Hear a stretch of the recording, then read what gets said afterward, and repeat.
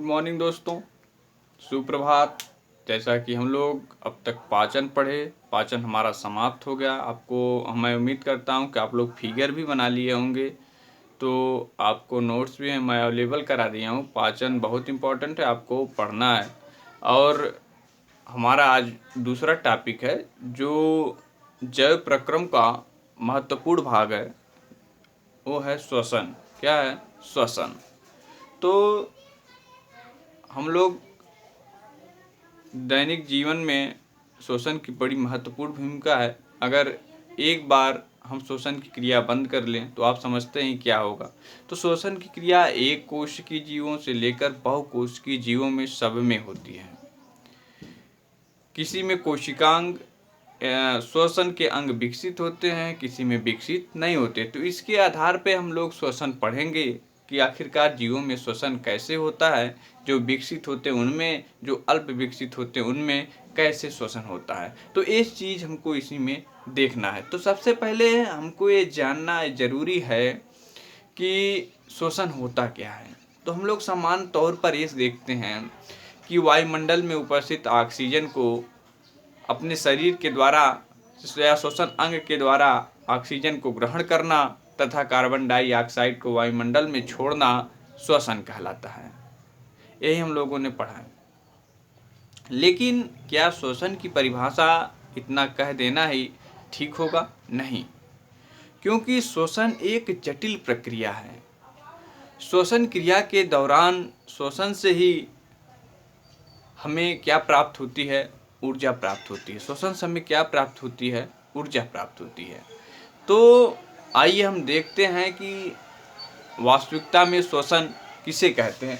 हमने देखा सजीव में होने वाला ऐसा प्रक्रम, यानी जीवों में होने वाला एक ऐसा प्रक्रम जिसके द्वारा उनमें होने वाले जैविक क्रियाओं के लिए आवश्यक ऊर्जा की आपूर्ति होती है, उसे हम क्या कहते हैं? श्वसन कहते हैं। जैसे हम ऑक्सीजन को लेते हैं, ऑक्सीजन ये हमारे कोशिकाओं के पास पहुंचता है।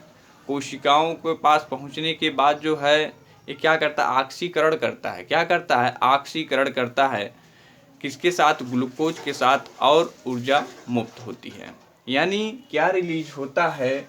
आवश्यक ऊर्जा। क्या? आवश्यक ऊर्जा की जब आपूर्ति होती है किसके द्वारा? श्वसन के द्वारा, उसी को हम क्या कहते हैं? श्वसन कहते हैं। दूसरे शब्दों में हम कह सकते हैं वह अपचयी क्रिया जिसमें ऊर्जा प्राप्त करने हेतु भोजन का ऑक्सीकरण किया जाता है, श्वसन कहलाता है। भोजन का ऑक्सीकरण किया जाता है, क्या कहलाता है? श्वसन कहलाता है। तो ये डिफिनेशन दोनों महत्वपूर्ण है। यानी जैव क्रियाओं के लिए, किसके लिए? जैव क्रियाओं के लिए क्या करना?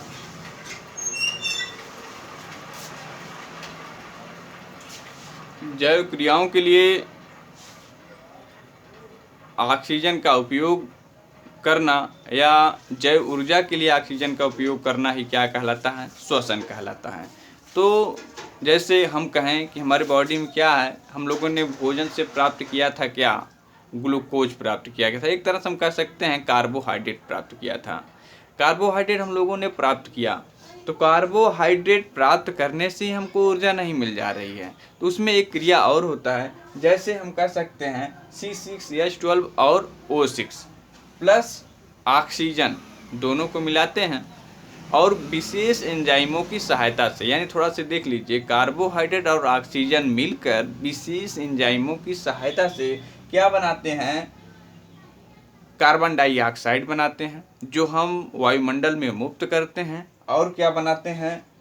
उसके साथ साथ जल का निर्माण करते हैं, वो हम उत्सर्जी के रूप में बाहर निकालते हैं। और अधिक मात्रा में क्या उत्पन्न करते हैं? ऊर्जा उत्पन्न करते हैं। क्या करते हैं? ऊर्जा उत्पन्न करते हैं। किसकी मात्रा में?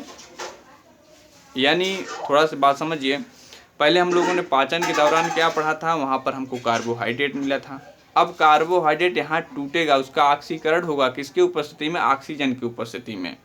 आपको नोट्स में हम देंगे तो और अच्छे से समझ में आ जाएगा। यानी कार्बोहाइड्रेट प्लस ऑक्सीजन विशेष एंजाइमों की सहायता से अभिक्रिया करते हैं। अभिक्रिया करने के बाद क्या बनाते हैं? कार्बन डाइऑक्साइड बनाते हैं, जल बनाते हैं, लेकिन सबसे ज़्यादा मात्रा में क्या बनाते हैं? ऊर्जा बनाते हैं। क्या बनाते हैं? ऊर्जा बनाते हैं। अब ऊर्जा किसके रूप में ये संचित करते हैं? ऊर्जा संचित करते हैं ये किसके रूप में? एडीपी के रूप में। किसके रूप में? एडीपी के रूप में ये ऊर्जा को संचित करते हैं। इसे हम एडेनोसिन डाइफॉस्फेट कहते हैं। इसमें डाई क्यों लगता है? डाई, इसमें 2 फास्फेट लगे हुए हैं। क्या लगे हुए हैं? 2 फास्फेट लगे हुए हैं, इसलिए इनको डाई कहते हैं। जब ऊर्जा अधिक होता है तो उसमें क्या होता है? एक फास्फेट और जुड़ जाता है, जिससे हम कहते हैं एटीपी। क्या कहते हैं? एटीपी। उसमें 3 फास्फेट लग जाते हैं, इसलिए इनसे कहते हैं एडेनोसिन ट्राइफॉस्फेट। यानी ऊर्जा का घर या ऊर्जा का एक फैक्ट्री यहाँ पर कौन है? एटीपी है। कौन है? एटीपी। इसे ऊर्जा के दलाल भी कहते हैं, जो 95% ऊर्जा को प्रोड्यूस करता है। यानी यहाँ का संबंध किससे ऑक्सीकरण से संबंध निकला? हमारा एटीपी से निकला। किससे निकला? एटीपी। तो कहने का तात्पर्य कि मानव जीवन में या जैव प्रक्रम में श्वसन की क्या भूमिका है कि जिसके द्वारा जैव क्रिया जिसके द्वारा उनमें होने वाला जैविक क्रियाओं के लिए आवश्यक ऊर्जा की आपूर्ति हो। यानी जैविक क्रिया क्या है? जैसे पाचन है, परिवहन है ना, तमाम क्रियाओं के लिए हमें किसकी आवश्यकता होती है? ऊर्जा की आवश्यकता है। ऊर्जा की जो आवश्यकता की पूर्ति किसके द्वारा होती है? पहले कार्बोहाइड्रेट से होती है, लेकिन उसका ऑक्सीकरण होता है किसके द्वारा? ऑक्सीजन के द्वारा। तब जाके हमारे बॉडी में इसकी पूर्ति होती है और समस्त क्रियाएं सुचारू रूप से चलती रहती हैं। इसी को हम क्या कहते हैं? श्वसन कहते हैं। क्या कहते हैं? श्वसन। तो इतना चीज़ आपको समझ में आया।